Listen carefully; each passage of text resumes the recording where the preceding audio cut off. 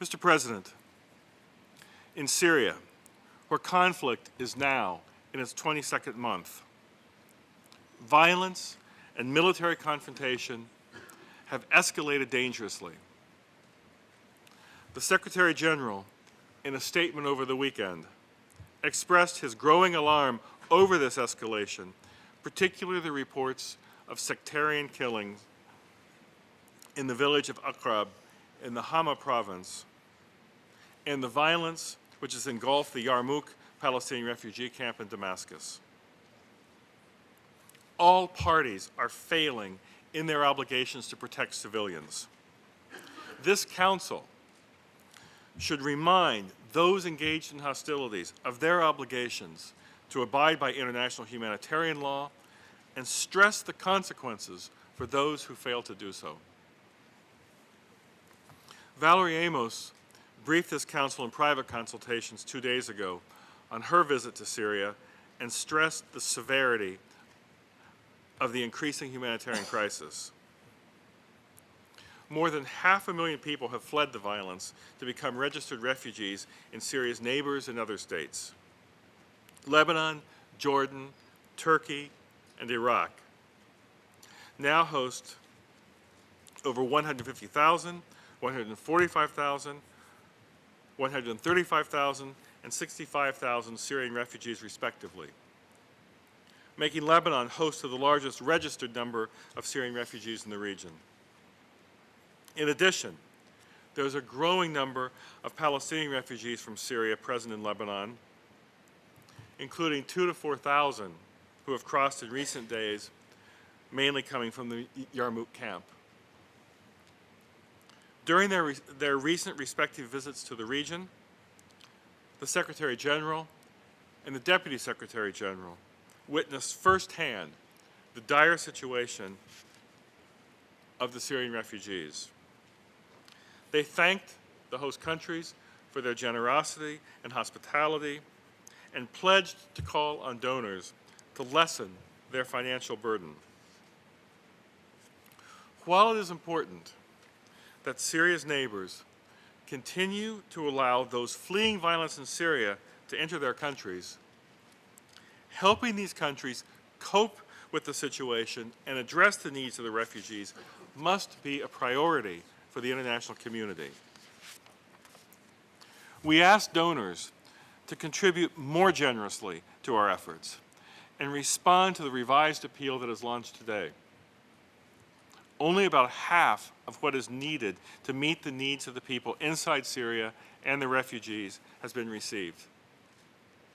This is grossly inadequate. As we have repeatedly underlined, the military approach pursued by both sides in Syria comes at a devastating cost in terms of human lives and destruction, and breeds a serious risk of sectarian and communal strife, radicalization, and terrorism. If nothing is done to change the current dynamic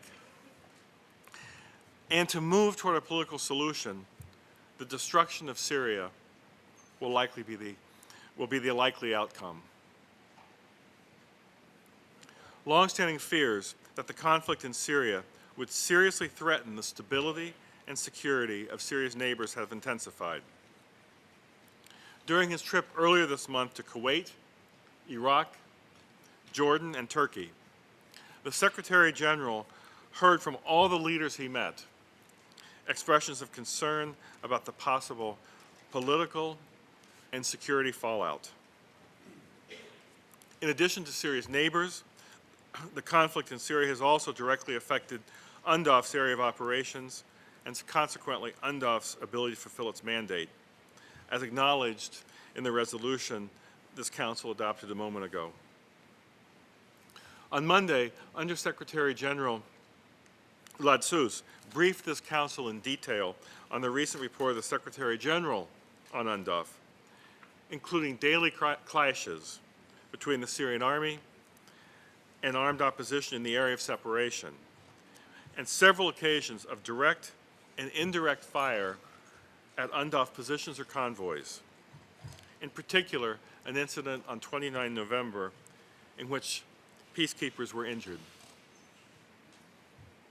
In this regard, allow me to reiterate that the primary responsibility for the safety and security of United Nations personnel in the area of separation and the area of limitation on the Bravo side rests with the Syrian government.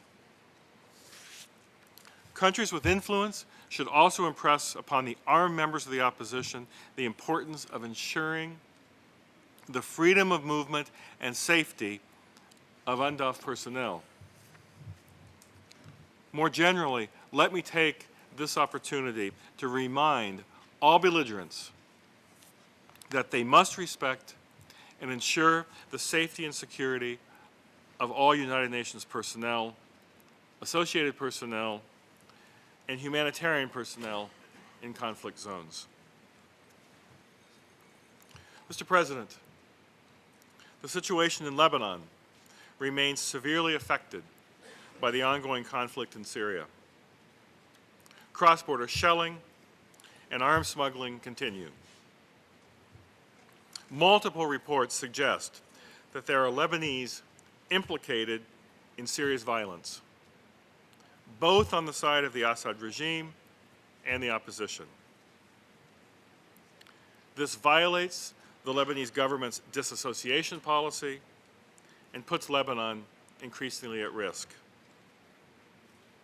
On 30 November, according to reports, approximately 14 Lebanese fighters were killed by Syrian regime forces near the town of Tel Kalach in Syria.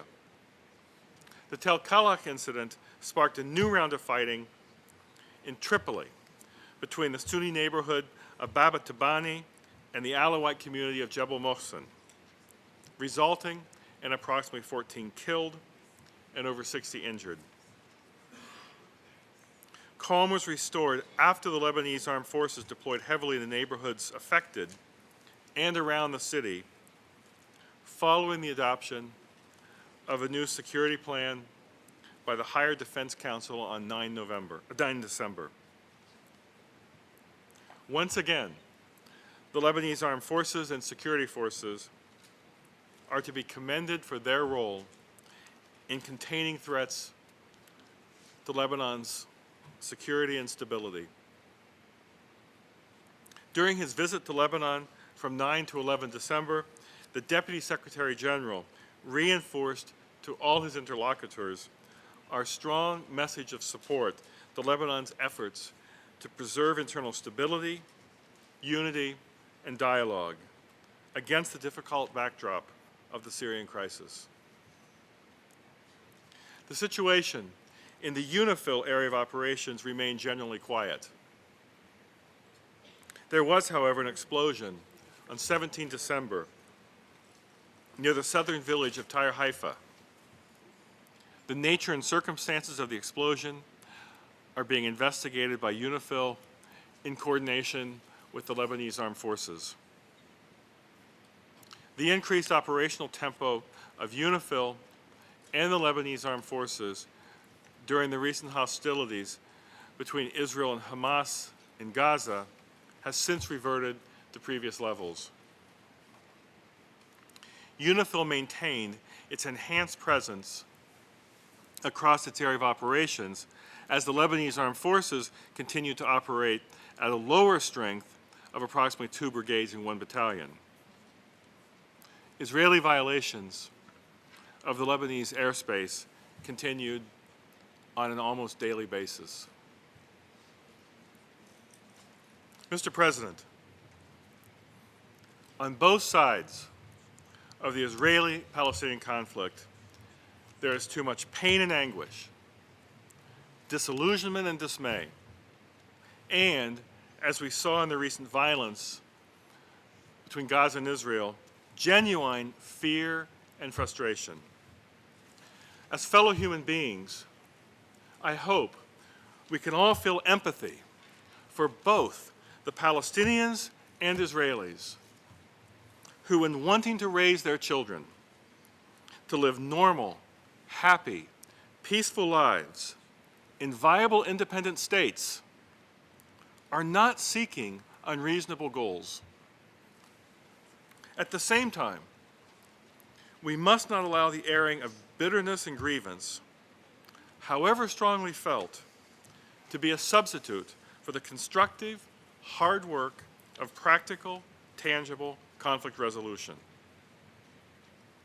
With the new year nearly upon us, we believe that it is important to look forward in hopes that we can work collectively to change the dynamic of impasse to one of real momentum toward a two-state solution.